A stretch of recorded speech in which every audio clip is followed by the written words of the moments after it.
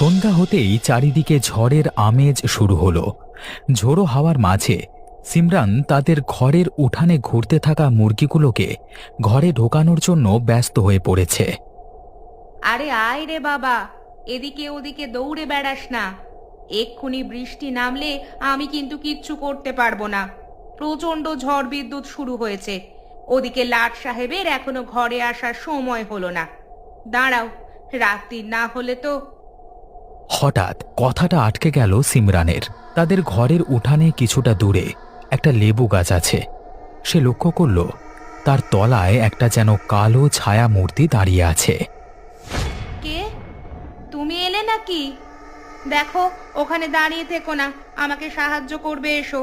সারাদিন একা একা সংসার টানতে টানতে আমার দম একেবারে বেরিয়ে যায়। আমি আর পারছি না, আমার ভালো লাগছে না। দুটো মুরগি তখন উঠানে ছুটোছুটি করছে।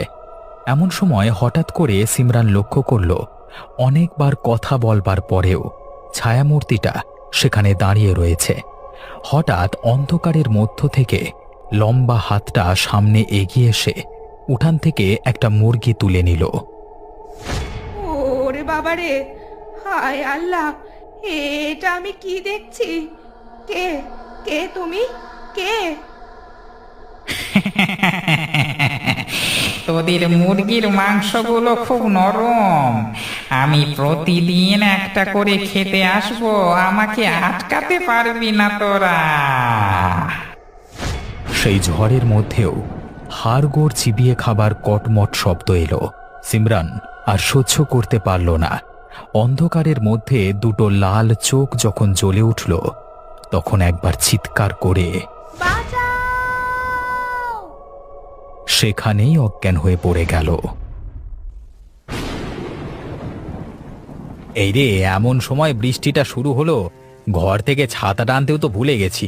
যতক্ষণ না বৃষ্টি থামছে ততক্ষণ কিছুই করবার নেই, এখানেই থাকতে হবে চুপ করে বসে। আরে নাসির ভাই, তোমার দোকানটা খোলা আছে তাই বাঁচলাম, না হলে তো অবস্থা আজকে খারাপ হয়ে যেত। আর বলো না, গাছের একটা ডাল এমন মরমর করে ভেঙে পড়লো, আমার মাথায় পড়লে আজকে অক্কা পেয়ে যেতাম। সেই তো, এখন কাজ থেকে বাড়ি ফেরবার সময় মানুষদের। এই সময় যদি এভাবে ঝড় বৃষ্টি নামে তাহলে তো মানুষ বিপদে পড়বে। তারা নিজেদের মধ্যে কথোপকথন করছে, এমন সময় অঝোরে বৃষ্টি নামল। বিদ্যুতের চমক মাঝে মাঝে বাইরের আবহাওয়াকে স্পষ্টভাবে বুঝিয়ে দিয়ে যাচ্ছে। গিন্নি যে একা ঘরে কিভাবে আছে সেটাই আমি। কথাটা বলতে গিয়েও আটকে গেল নাসির। তার চোখে পড়ল কবরের পাড়ে বাঁশতলার নিচে কে একজন যেন দাঁড়িয়ে রয়েছে। আমি ভুল দেখছি না তো? কি হলো নাসির, কি দেখবার কথা বলছো তুমি? একবার ওই দিকে তাকিয়ে দেখো তো দাদা, আমি কিছু ভুল দেখছি না তো? বাঁশতলার পাশে কে যেন একটা দাঁড়িয়ে আছে বলে মনে হচ্ছে। আরে তাই তো, আমারও তো সেটাই মনে হচ্ছে। কিন্তু এই ঝড় বৃষ্টির মধ্যে এইভাবে দাঁড়িয়ে কে থাকবে ওখানে? একবার ডাক পারবো কি? না না থাক, আমার একটু অন্যরকম কিছু মনে হচ্ছে। কিন্তু এতদিন তো কবরের পাড়ে আমি কিছুই দেখিনি। ভূত প্রেতের কথা বলছো নাকি ভাই? হ্যাঁ, আমি সেটাই বলতে চাইছি। ব্যাপারটা কেমন হলো? তাদের এই চিন্তার মাঝেই হঠাৎ আরেকটা কাণ্ড ঘটল। বৃষ্টির মধ্যে চাদর মুড়ি দেওয়া একটা লোক তার দোকানের সামনে দিয়ে অন্ধকারের দিকে হেঁটে চলে গেল। এবার তাদের দুজনকার ভয় করতে শুরু করলো। কি শুরু হয়েছে ভাই? এই ঝড়ের রাতের বেলা এরকম ভৌতিক কাণ্ড দেখছি কেন? আমাদের কি মেরে ফেলবে নাকি? হ্যাঁ, আমার দোকানে ঢুকে আমাদের আক্রমণ করবার ক্ষমতা ওদের নেই, কিন্তু আমি এটাই বুঝতে পারছি না হঠাৎ করে এদের উপদ্রব শুরু হলো কেন।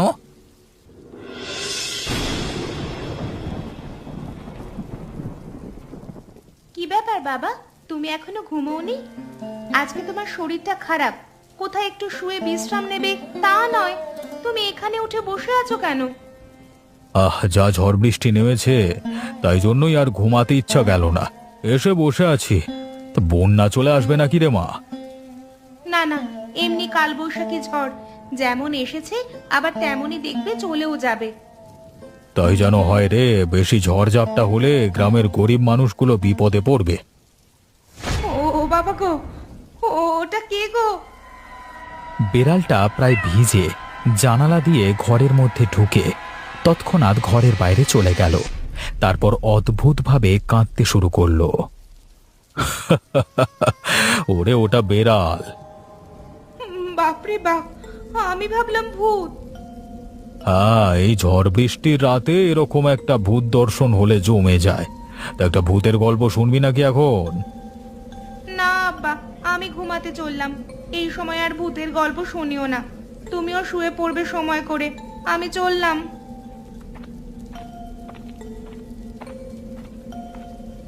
সবই ঠিক আছে, কিন্তু বিড়ালটা এভাবে অদ্ভুত রকম কান্না জুড়ে দিল কেন? বিড়ালের কান্না শুভ সংকেত নয়। কি হয়েছে তোমার? তুমি অজ্ঞান হয়ে বাড়ির বাইরে পড়েছিল কেন? একেবারে ভিজে যা তা অবস্থা হয়েছিল। আমাদের সব মুরগিগুলো খেয়ে ফেললো গো। একটা কেউ বাঁচিয়ে রাখবে না। কি বলছো কি তুমি? কি আমাদের মুরগি খাবে? চোর ডাকাত এসেছিল নাকি? না, চোর ডাকাতে নয়, ওরা এসেছিল। তুই কাদের কথা বলছো? আমার তো কিছুই মাথায় আসছে না। তোমার তো ঘরে ফিরবার নাম নেই। আমি সারাদিন ঘরে একা একা থাকি। আজকে যখন সন্ধেবেলায় ঝড় উঠলো হঠাৎ করে, তখন আমি মুরগিগুলোকে ঘরের ভেতরে ঢুকাচ্ছিলাম। সেই সময় দেখি লেবুতলার নিচে কে যেন একটা দাঁড়িয়ে আছে। তারপর সেখান থেকে লম্বা হাত বাড়িয়ে একটা মুরগি তুলে চিবিয়ে খেতে শুরু করলো। তারপরেই আমি ভয়ে অজ্ঞান হয়ে গেলাম। তার মানে আমি যেটা ভেবেছিলাম সেটাই। আজকে আমার দোকানের সামনেও অনেক ঘটনা ঘটেছে। কি হয়েছে গো? তোমরাও কি ভূত দেখেছো নাকি? থাক, তোমাকে সেসব কথা আর বলবো না। বিশ্রাম নিতে হবে। আজকে অনেক কিছু চিন্তা ভাবনা করেছি, মাথাটা কাজ করছে না, খুব বিরক্ত লাগছে আমার। হ্যাঁ গো, আমার খুব ভয় করতে শুরু করেছে। কোনো ভয় নেই, কিচ্ছু হবে না, আমরা আছি তো। আমি থাকতে তোমার কোনো চিন্তা নেই। এরপর তুমি সন্ধে হলে বাড়িতে চলে এসো না গো। আমার একা থাকতে খুব ভয় করছে। আচ্ছা ঠিক আছে, তুমি কোনো চিন্তা করো না, সময় হলেই আমি ঠিক চলে আসব। ঘটনা ঘটবার দুদিন বাদ আকাশ মেঘমুক্ত। চাঁদনী স্টেশনে রাতের শেষ ট্রেনটা সশব্দে এসে প্রবেশ করল, কিন্তু তার মধ্য থেকে নামলো দুজন মাত্র যাত্রী। প্রথমজন সবুর, আর দ্বিতীয়জনকে তখনও ঠিক চেনা যাচ্ছে না, অন্ধকারের মধ্যে আছে। ঠিক যেটা আন্দাজ করেছিলাম সেটাই হলো। একটাও ভ্যান রিক্সা নেই। উফ বাবা, এবার আমাকে ওই গ্রাম্য ভূতুরে গল্পের মতো একা একা যেতে হবে। মাঝ রাস্তায় হয়তো ভূত দেখবো, জমিতে রাত কাটাবো অজ্ঞান হয়ে, সকালবেলায় উঠে থেকে আবার হয়তো জীবন শুরু হবে। সবুর এসব কথাই বলছে, হঠাৎ করে সেই লোকটা বলল, কে ভাই তুমি? কোথায় যাবে? যাবো তো গ্রামের ভেতরে, কিন্তু মহা মুশকিল হয়ে গেল। এসেছো কোথায় তুমি? এসেছি আমার নানার বাড়িতে। আমার নানার নাম আলাউদ্দিন। এ সবুর নাকি? আমার তাই কেমন চেনা চেনা মনে হচ্ছে, দেখেই ধরেছি। আমি ঠিক বুঝতে পারছি না, অন্ধকার তো, তাই ঠিক আন্দাজ করতে আরে আমি তোমার সাব্বির ভাইয়া। আরে চলো চলো, ভালোই হয়েছে, আমিও কাজ থেকে ফিরছি, তুমিও চলে এসো। দুজন মিলে গল্প করতে করতে যাওয়া যাক। চাঁদনি আলোটা আছে তাই, না হলে রাস্তা একেবারে অন্ধকার। আমি আবার টর্চ আনতে ভুলে গেছি। আমার কিন্তু বেশ ভালো লাগছে। চাঁদনি রাতে গ্রামের সৌন্দর্য একদম অন্য রকম লাগায়। তা ভাইয়া, এখানে ভূতের উপদ্রব নাই তো? ভূত? না না, ওসব কিছু ব্যাপার না। তারা কথা বলতে বলতে তালপুকুরের রাস্তাটার পাশ দিয়ে যাচ্ছে। হঠাৎ করে সবুরের নজর পুকুরের পাড়ের দিকে গেল। সেখানে একটা কালো মতো কে যেন বসে আছে। পুকুরের জলে মাছ খেলা করছে। সেখান থেকেই যেন মনে হলো মাছ ধরে ধরে খাচ্ছে। পুকুর পাড়ে কে যেন বসে আছে ভাইজান। ও কিছু না, তুমি চলো চলো, তাড়াতাড়ি এখান থেকে চলে যাই। অনেক রাত হয়েছে তো, এখানে আবার শেয়ালের উপদ্রব আছে, এসে কামড়ে টামড়ে দিলে অসুবিধা আছে আবার। সবুরের মনে একটা খটকা রয়ে গেল। সে বুঝতে পারল সাব্বির ভাইজান তার কাছে কিছু লুকাচ্ছে।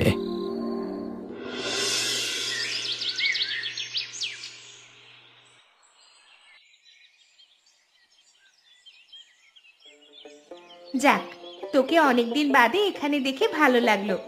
2 বছর আগে এসেছিলিস, আমি এখন ঘরে আছি, ভালোই হয়েছে। হ্যাঁ হ্যাঁ, এই তোরা মাঝে মাঝে এলে আমার খুব ভালো লাগে, না হলে তো বাকি জীবনটা একাই কাটাতে হবে। আমার সঙ্গে বলতে আমার বাড়ির কাজের লোকগুলো, ওদের সাথেই গল্পগুজব করে কাটিয়ে দিই।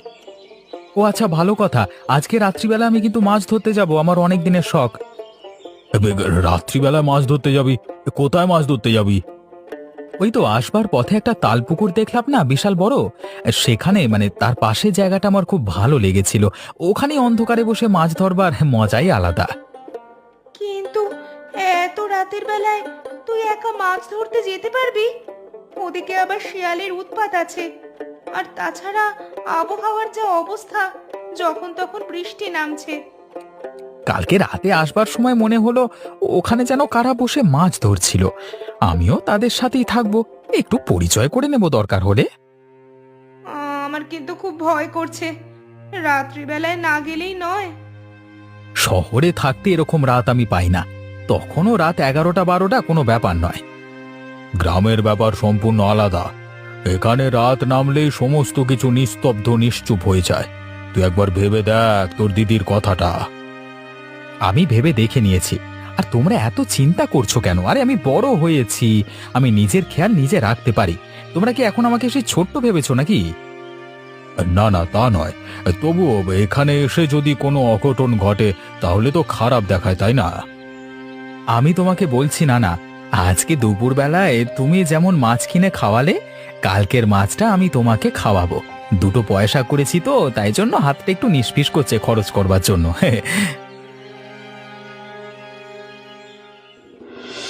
পরিকল্পনা মতো রাত নামবার পরেই ছিপ হাতে করে নিয়ে সবুর মাছ ধরতে চলল সেই তালপুকুরের কাছে। সেখানে পৌঁছে দেখল চারিদিক শুনশান। সেও আলো নিয়ে আসেনি। প্রকৃতিটা তার বেশ ভালো লাগছিল। না, এবার বসে কয়েকটা মাছ ধরা যাক। কিছুক্ষণ বেশ শান্ত মনে বসে মাছ ধরতে শুরু করলো সবুর। শান্ত নিরিবিলি পরিবেশে সবুরের চিন্তাভাবনাগুলো আরও পরিষ্কার হতে শুরু করলো।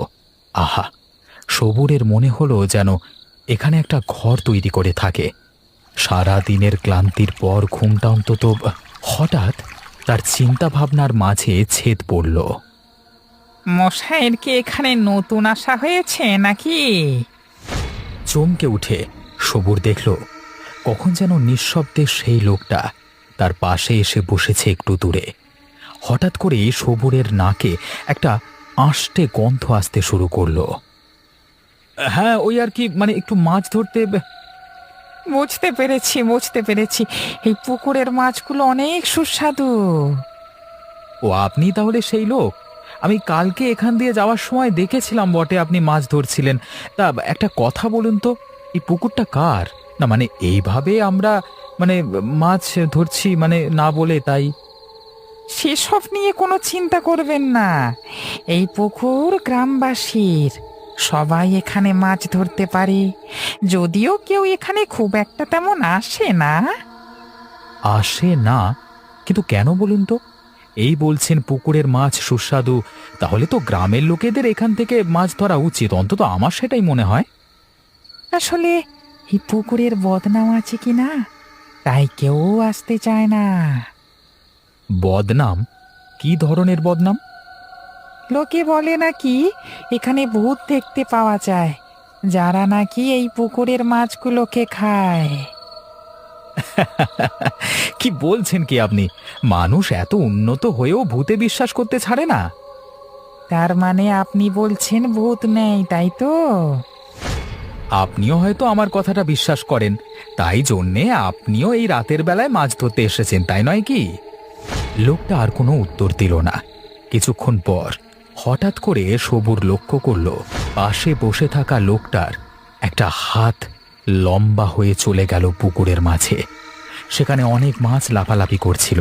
একটা মাছ ধরে নিয়ে খেতে শুরু করলো। এবার সবুরের ভয় লাগলো। এ কি, আপনি কে? এইভাবে আপনি হাত বাড়িয়ে মাছ ধরছেন কিভাবে?